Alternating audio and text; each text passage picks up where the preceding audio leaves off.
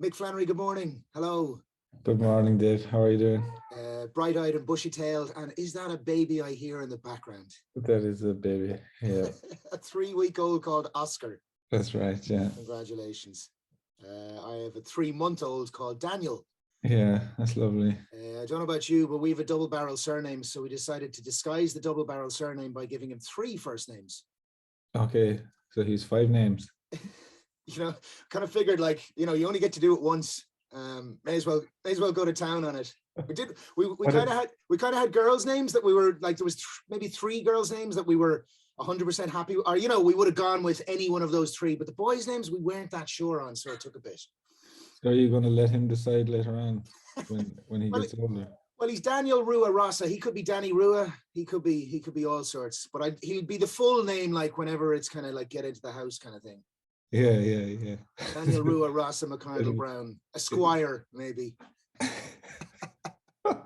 How's it going for you so far? Because people undersold how hard the first 6 weeks are. You're halfway through it, so well done. Yeah, it's a different type of tiredness, really, isn't it? Magic though. Your first, my first. Yeah. I have a stepdaughter. She's 13, so. But this is like I met my stepdaughter Caitlin when she was 4, so. Oh, she's been in your life a long time. You've been a dad. But I guess I missed the baby bit. Yeah. It's tougher on them, is what I'm experiencing so far. I'm just doing what I can to help her, and it's never enough. I don't mean for her, but it's hard going. It's hard going. So you feel quite useless, all right, don't you? Yeah. Just look after her, feed her, try to get her hands free as much as possible. Exactly, yeah. And well, look, with any luck, you've a better sleeper than we do. He's very alert and very active, and sleeps well on us, but not so well off us. So, similar deal here. I will look at. I mean, 3 weeks, God, it's brand new, barely uncurled, I'd say. Yeah. Look, congratulations, Magic. Let's get down to business, for want of a better way of phrasing it. Wow, you've been busy through COVID. I mean, you're in the game of, you're already a father based on that story you just told me, but certainly new fatherhood or a baby for the first time. And in the game with Susan O'Neill, that collaboration really worked last year, didn't it? I mean, it was touted widely as one of the best Irish albums of the year. It was my favorite Irish album of the year. Thank you. Sheena suggested you and Susan work together, and you did over Zoom and recorded this amazing album. You've toured it quite widely despite the difficult times we've gone through. Phoebe Bridgers, I think you support in the States. So what was 2021 like as regards that album and the RT Concert Symphony Orchestra and on TV and like a lot of media really and support for it? It was all a bit hectic, all right, much more busy than I kind of would have expected, considering what was going on. But yeah, I got very lucky. So more unexpectedly busy year, perhaps, but like that's a good thing. That was a good sign for the album. Yeah. I mean, I was very grateful, for the whole thing, and we got very lucky with the timings and everything. Like the recordings that we got to do fell right into a break in restrictions for travel and stuff like that. And then we got an American tour that, like, we just got, I don't know, it fell into another kind of period where we just got away with it, like with all the different travel restrictions and stuff like that. So serendipity around it all. But no, it was listen, I saw it in Cork Opera House. Was that the jazz weekend when also there was a little window of being able to see stuff, and that was fabulous. Yeah, and then I listened to it on RT Radio 1 because I heard that because I kind of thought to myself, God, imagine strings and a full production behind that. That happened. Yeah, it's cool. All very cool. But then I managed to catch Mr. Ryan Tubridy one morning, and I heard, who did I hear? Only the man from Blarney himself, Mick Flannery. And I'll tell you now, I mean, it both did and didn't surprise me, because I was like, unbelievable. So turns out, here's my take on it, and hand over to you after. Turns out, well, first of all, I suppose maybe I should have figured. It seems your dad's a CIT professor or something in mathematics or in certainly a science-based thing. I know about your sister. I'm one of the few people who's probably remembered, I've even said it to you before, that the lamps on Patrick Street. That's right. are named after your sister because she won some super science prize when she was like 16. Yeah, she won the Young Scientist. Yeah. Sarah Flannery lamps. I do not know why I remember that, but I do. She won the Young Scientist competition at 16. So look at that strain is clearly in the family. Are you the only music person, or is it a mix of science and music? My sister is not very musical, to her regret. My brothers can all sing and play, but my sister seems to like she didn't get the tune, unfortunately. I mean, she would have liked to. I think she blames my father actually for her lack of musicality, because he sounds like a cat as well. So it's funny how it goes. We'll have to see what happens with Oscar now. Yeah. But sorry, did I remember reading once about you though? Like, maybe I'm wrong, by the way. Like, was it sessions? Was it family sessions? Is it your mom, your mum's family and stuff? Is that where that's sort of come from for you? So what's that side of things? Yeah, so musically, it would have mostly come from my mother's side, but my father's side weren't very musical. They would admit that themselves. But my mother's side, all could sing: aunts and uncles, grandmother, grandfather. And my grandfather had quite a big voice, kind of a Paul Robeson voice, and he used to sing Paul Robeson songs, and yeah, it was very musical. Kind of nice cultural introduction to music. Well, let's give that family side of thing. I always feel like, you know, because obviously we all carry our father's surname, but in Spain, right? In Spain, everybody carries their father and their mother's surname, as we did with our little fella. So he's McCardle Brown, the father and the mother. And it's so what would your mother's father's name be? What's her family name? Sullivan. So you'd be Flannery, Mick Flannery Sullivan. That would be your full title. And then your kid would be Flannery and the surname of your partner. That's how that would kind of carry down. I always like that, keeping the maternal and the paternal connected. So we'll give credit to the Sullivans. Are they Cork? And the Conroys as well in that case. So. Oh yeah, there you go. Sullivans are Kerry. My mother was from Kerry, outside Killarney. Yeah, I think I remember reading that one time about kind of that's a bit of your musical background in that regard. But so the fact that you end up being sort of a big chess man is less surprising with all of that background. But you've come up with an unusual concept album called Night at the Opera, and I'm going to break this down because it's a complicated story. I don't know where you came up with the idea to do it, but you decided to try to match chord progressions in songs to moves made in famous chess games. That's right. Yeah. Is that as unusual as it sounds, or is there some sort of a model of something similar that you kind of thought, hey, there's a spark in that I might take from? I did look up the idea of music dictating, or chess games dictating to music, and I only found one thing, which was like a programmatic digitized music, unfortunately not very listenable, but it sounded like someone had inputted the chess moves. Like you can write chess moves as a kind of a code. They go knight to c4 kind of thing. Yeah. So I think this person inputted those into some type of system, and the algorithm produced something not very listenable. Yeah, I was looking around for chord progressions that were new, whilst during pandemic times as well. I was trying to write songs, and I was also becoming obsessed with chess because of this YouTube channel called Agad Mater, which was becoming very popular because he has this lovely kind of way of explaining to all kind of levels of chess what's happening in these games. He does a lot of current games, but he also does this historical kind of stuff where he goes through the lives of some of the more famous chess players. They're now passed away. Very friendly to people. I'm not a great chess player. So he's teaching me tactics and stuff like that, and showing me all the different kind of avenues that the games might have gone down and stuff like that. And yeah, so one day I just kind of noticed, this could be a way of getting interesting chord progressions. to, you know, because you have 6 or 7 chords in a key. There's 6 pieces on the chessboard, individual pieces. So I thought if I just try and let that sequence dictate to me the changes, then I can apply a chord to a piece, and all the pieces then have their own chords and see what comes. See, is there a pattern?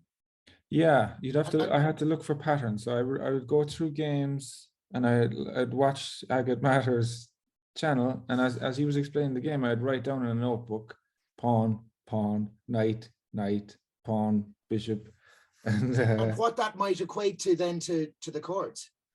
yeah. Well, you can like from writing songs, you would kind of know like what patterns might work. Like if you got a pattern that went pawn, king, queen, bishop, knight, king, queen, bishop, knight, pawn, bishop, king. You would have, it's a cluster. It's just, it would be a very long phrase that wouldn't repeat itself, and the listener would find it difficult to stay involved. So I had to find games that had little what would turn into motifs, you know. So if a certain, like a game, for example, called the Game of the Century, played by Bobby Fischer, I noticed that it had a couple of instances of pawn followed by knight. So I would block off those ones, and I'd say, okay, these all at these points I need to return to the same melody, so I can keep the listener interested, and it will actually sound like a song. So it wasn't necessarily a case of like discovering a hidden rhythm or a hidden musical pattern within a game. You'd look for bits that you'd use and you'd join them together. Yeah, but it wasn't like, I don't know if you ever saw that film, Darren Aronofsky, I think it was, a thing called Pi, and it was all about like, you know, the hidden code of numbers, and there's lots of, you know, like pi itself being one of those hidden numbers that's coded in many things. And I was like, oh my God, Mick Flannery's going, he's finding hidden music within like chess games. But it was just seeking for an unusual mode of inspiration and working something from that. Is that it? Yeah, but I mean, it did turn out that I kind of got a bit like ambitious about it, and I did want to stay true to the games. Okay. So I would write the song, and it would marry perfectly to the game. Wow. So you could watch the game play out and hear the chords change at the same time. And that's the idea of this video. You were trying to do that. Yeah, because I thought you know, otherwise the idea is kind of incomplete. And then I did like the idea of being able to see the pieces kind of dance along with the rhythm. Song. Yeah, matching the rhythm. That's why when I heard you chat about it, I was like, oh, okay. You know, that's class. I like that. Night at the Opera refers to the venue that Game of the Century that was played in, or certainly where a famous chess game was famous played. Yeah, Game of the Century was Bobby Fischer. Oh no, I know this. So they wanted some genius guy to play a game against their champion, and he wouldn't go, but they said, we'll bring to the opera, but then they made him play at the opera, and he played the game with his back to the game, watching the opera, but like literally, so like just some sort of super brain. Is that the gist? Pretty much the gist. I don't think they initially challenged him at all. They were these two toffs. There was a duke and a count, and they were kind of they both played chess. And they knew that this guy called Paul Morphy was in Paris, and Paul Morphy he was beating all the best players in Europe, so he was kind of renowned. It was in the papers that he was in town, so they invited him to the opera and kind of tricked him. He thought because apparently he was a music fan, and he did want to go and see the opera, but they had brought a chessboard. You know, they just wanted to see him in action. So they kind of forced him to play a game of chess whilst he was trying to watch the opera that he was invited to. But what he actually produced was like one of the best examples of an attacking game, playing against two guys, and he wipes the board with them. They never get a chance. It's like watching Mike Tyson. And but it's a beautiful game. Yeah. Now, were they in any way at his level, or is he in some way semi-inspired by the fact that he's a bit annoyed and he's just kind of going, you know what, boom, boom, boom, I'm taking you down as quick as I can, or I don't know. It could be. There's some poetic moves in that game, like where um he has the opportunity to, like, say, gain little advantages at a time. So like he could maybe take a pawn here and there that they've allowed him to take, but he doesn't. He goes for the knockout as kind of as poetically as he can. And he's really going to make a fool of these guys. And he does. So yeah. Are there further connections between chess and opera that would be perhaps unknown? I mean, maybe, perhaps it's small-minded of me, but I just see the worlds as separate things. But sure, I mean, grandmaster, chess grandmasters may well be hugely musical. Maybe there is a synchronicity between the two things that maybe that's a new avenue now. I don't really know that now for sure. But how do you feel? Like, how do you relate the two things? Like when you're, making music or play, I suppose there is a sort of a, does it feel like there's a mathematical aspect to it sometimes, but one that you're conjuring together in order to set it free and let it roll? There's certainly mathematics involved, yeah, in what's like the repetitions and the harmonies that are pleasurable to the human ear. And you get to know what they are, but you do have to kind of subvert them, because in order to be interesting, in order to kind of pique the interest of the human ear, you have to kind of change. You have to do something unexpected. So you have to kind of break the code in a little bit, and so that it kind of jolts someone's out of, that was cool there. I hope that happens again, kind of thing. Yeah, because if it just rolled on, you wouldn't know. You almost need a mark to cause to realize what you're hearing, almost like a little note of a reminder. It made me think of jazz and the kind of freeform jazz. I mean, that's an interesting concept as to what the Miles Davis of the world, to go right to the top of the chain when are they improvising? I guess they are improvising. I don't know exactly what they're. Does jazz float your boat in any way because of the unusual construction of it all? It can do. I'm not massively au fait with the jazz stuff. I kind of, because I'm very lyric based, I guess. I like songs with stories in them, and we'll bring that to me then. So that's how you went about with creating the music. What approach then did you take to adding lyrics and layering that over it? Well, yeah, this is the first time I've ever actually written lyrics first, because I was in the wind with the section of chords I had to work with. So it was already kind of difficult little thing to try and put shape on. It would usually be about 40 to 45 chord changes because of the game being 45 moves long.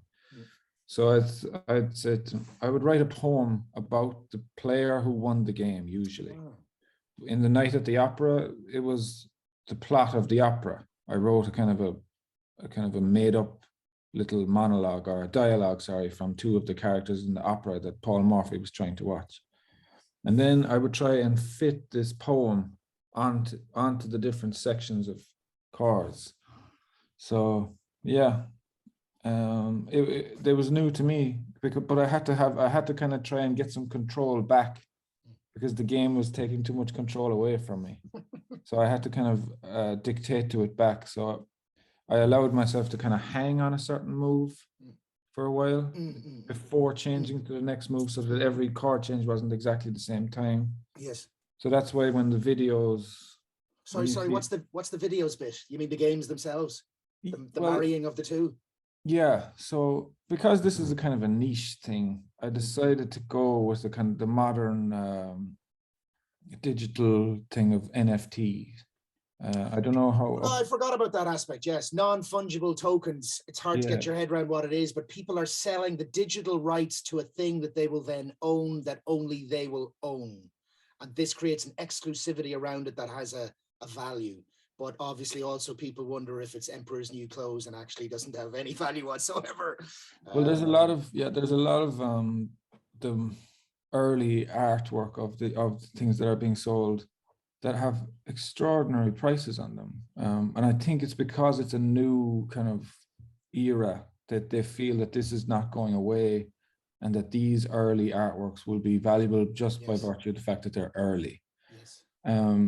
But they're not actually all that arty. Some of them are quite shit. I'm sorry. But what does someone buy? So let's say someone pays £1 million. So okay, well, let's bring it to the album, The Night of the Opera, Right. this niche album that's, related to the chess games. So are you releasing it broadly? Or, yeah, I mean, where does the NFT bit comes in? So the music will be released broadly, because I just want people to be able to hear it. So it's it'll be on Bandcamp first.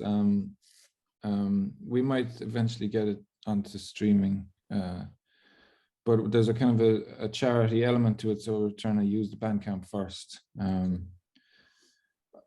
So the videos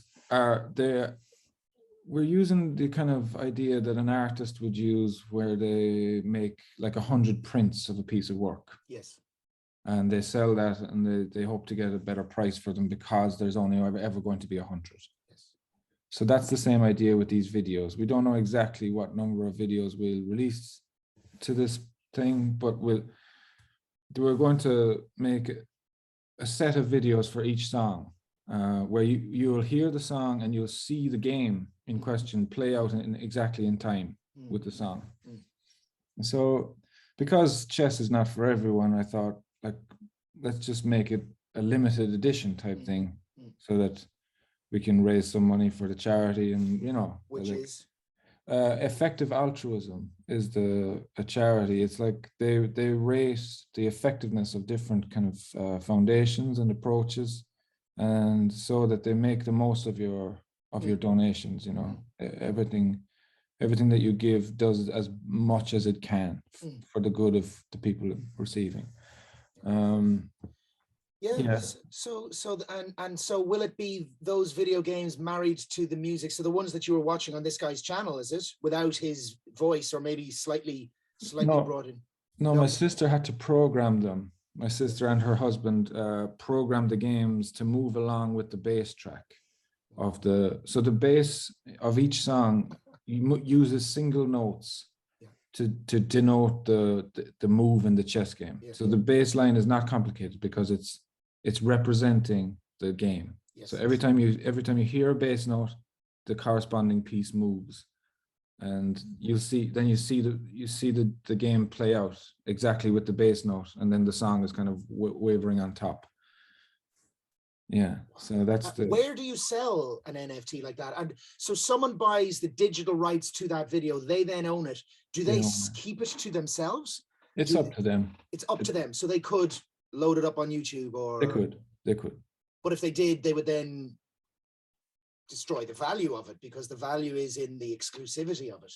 Yeah. Because I kind of wonder, like, so someone owns an NFT of whatever it is. What do they do with it? Or is it just about the value that it has, and potentially in 5 years it's worth more? Or I don't know. Anyway, it's quite a complex concept, that whole thing, and it is very new. So that seems to be true of a lot of art, I guess, or a lot of kind of people that collect things. They collect them. So maybe in time, public museums might buy NFTs in order to display them publicly. Because if you think about it, a lot of art is locked away in private collections. And then a lot of it is on public display in museums, where there's seen to be maybe there's a foundation, a rich person has, bequested or bequeathed a load of money to a place in order to make art available to the public. Or there's a scene as it's a good thing for society to have access to art. It is, look, it's an interesting new world, and it's quite a concept. When did that bit get into the mix of all of what you were doing? Well, I've been interested in decentralized currencies for a while. See, you were saying all of this when I was listening to Tuberty, and I was like, my God almighty. So an album matched to classic chess games, NFT, decentralized currencies. Jesus, this is as current in terms of what's going on right now as you can kind of get. Sorry, go on. I cut across you there. No, it's good. I mean, it's quite complex. People have understandably kind of dual attitudes to things like Bitcoin. which requires a lot of electricity use. Yeah, the data mining.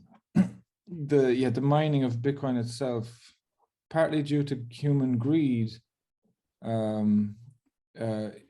like is using up an awful lot of electricity, and that nowadays is obviously a worry because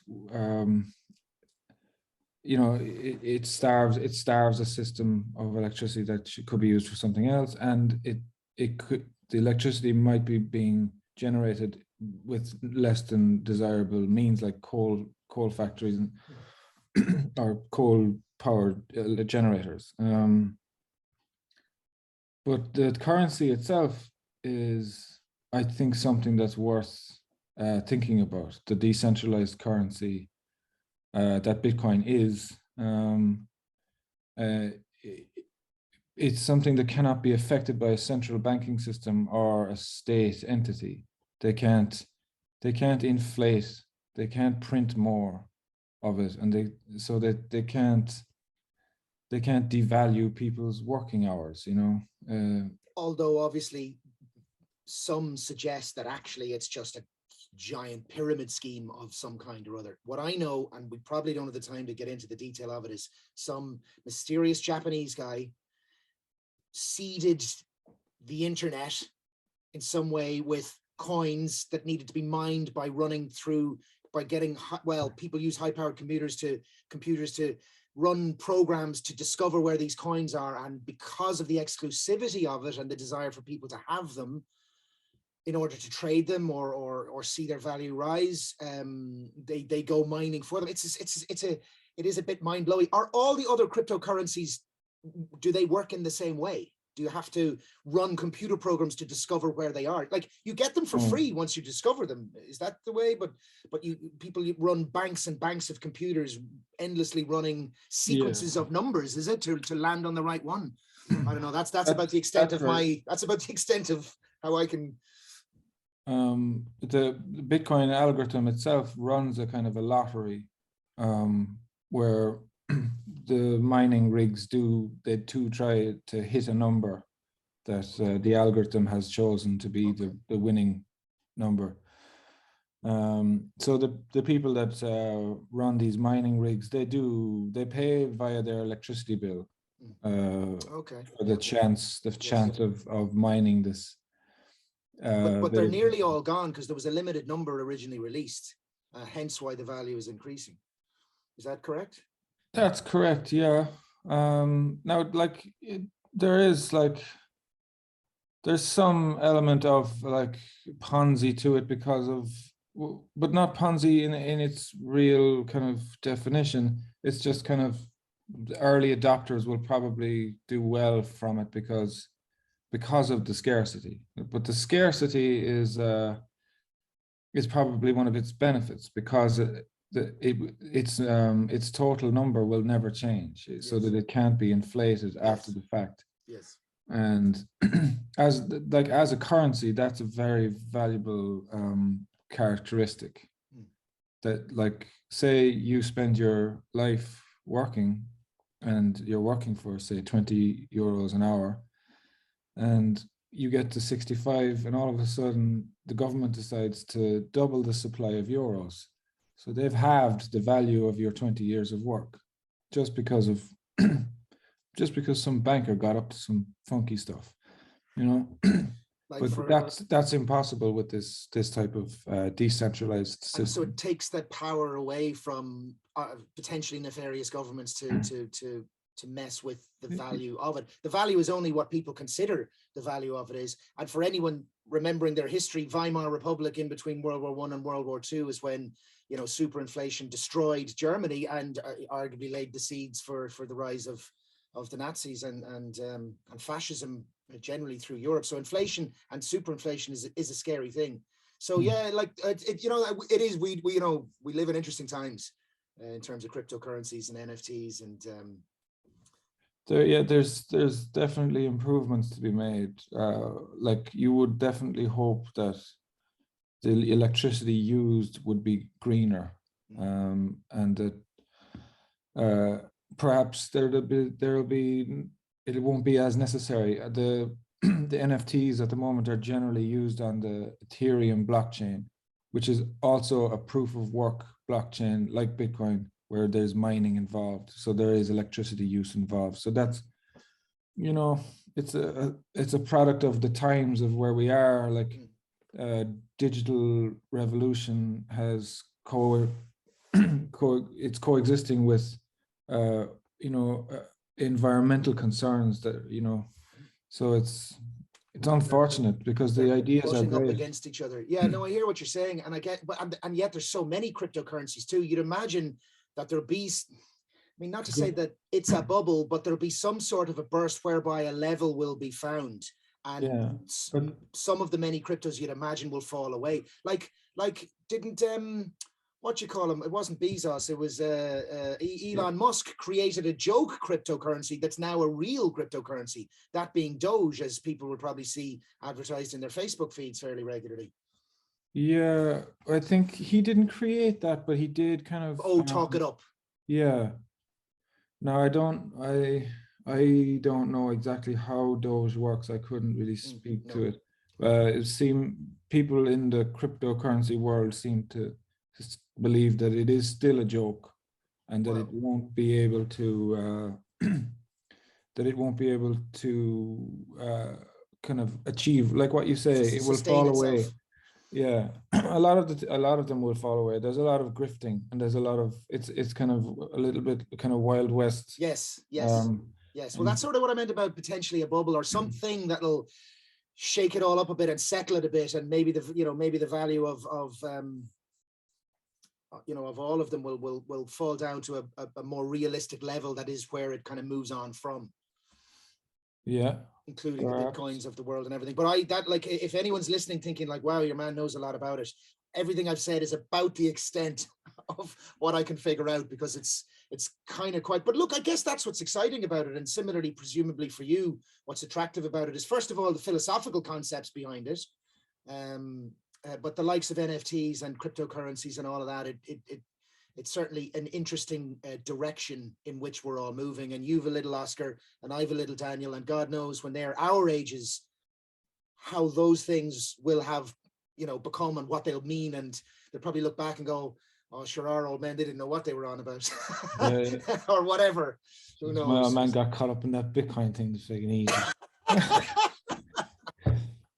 Sure, he was selling the NFTs. Oh, for God's sake, he wasn't, was he? He was. Yeah. But it's still exciting to, you can look at it from afar, or you can kind of go, well, let's, play with it a little and see what it is. I mean, presumably you, like anybody else, are looking for things to interest yourself, and you clearly have many interests. And one thing I wanted to ask, Mick, and maybe we'll wrap up, because I get the feeling the two of us could talk sort of endlessly on a range of things. But so when you go about doing that work, does your day have a structure, or is there an intense period of delving into something where you're gone for 12 hours a day? And I mean, obviously your life's going to change now with a little fella around the place, but like, how does that, when you're watching those videos and you're thinking those things and you're going in and you're, is it 2-3 hours in a day? No, maybe 2 or 3. It was a kind of an obsession for a while, and I was driving the house cracked here with the same videos on over and over again, more chess. And it's inspiration, love. Leave me alone. Yeah, me trying to explain how beautiful this game is to someone who just. And what is it you find beautiful about the game? The thought that's being put into it by each player, or how beautiful the moves are in some way, or what is it that really gets you in that regard? Yeah, the level of forethought you have to have. You have to make a plan, and the plan needs to be kind of it needs to be a couple fold, it needs to have a couple of avenues involved to it, like say, because your opponent always has a move in between. So you go, okay, I'll do this. Now if they respond this way, I'll go that way. If they respond this way, I'll go that way. And then you find something, oh no, wait, if they respond that way, my plan is terrible. So it's mental mapping. Yeah. And there's just very nice I'm not sure how much you know about chess, like that the queen is the most powerful piece. Yes, yeah, no, I've a basic understanding of it. Yeah, I know how and to do that move where you switch your queen and the pawn of the old castling. Is that what it's called? I have that much. that's my go-to move to begin with. I'm going to castle and make it look like I'm doing something smart. Yeah. Well, like, just there are some beautiful tactics that have happened.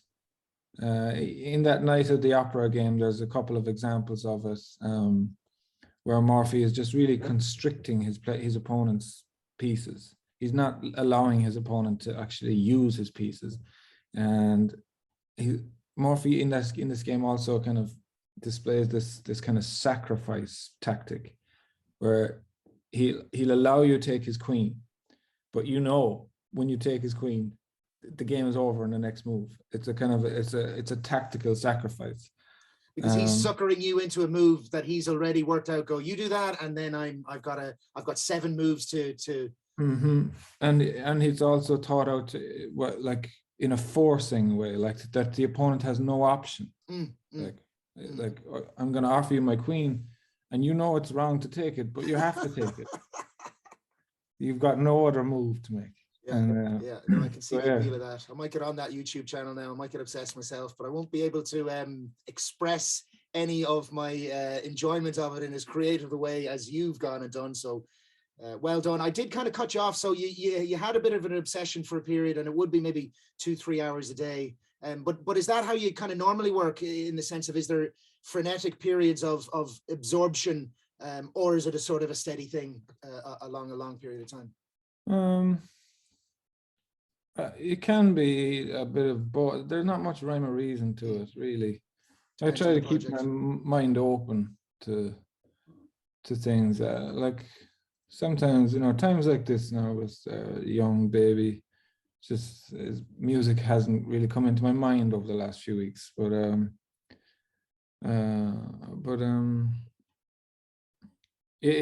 sure that it will. Like, I just, it's a passion of mine. I guess I'm kind of lucky to have, so it keeps me going. NFT, and for anyone out there who wants to buy, NFT, I meant to say Night at the Opera. Night at the Opera is the album, and the NFT, if anyone out there wants to contribute to a worthy charity, mickflannery.com. Is it .com? Yeah. It is, yeah. And thank you for giving me so much of your time. Let you get back to baby Oscar, and much success, and look forward to chatting real soon in the future, Mick. Nice one. Thanks very much, Dave.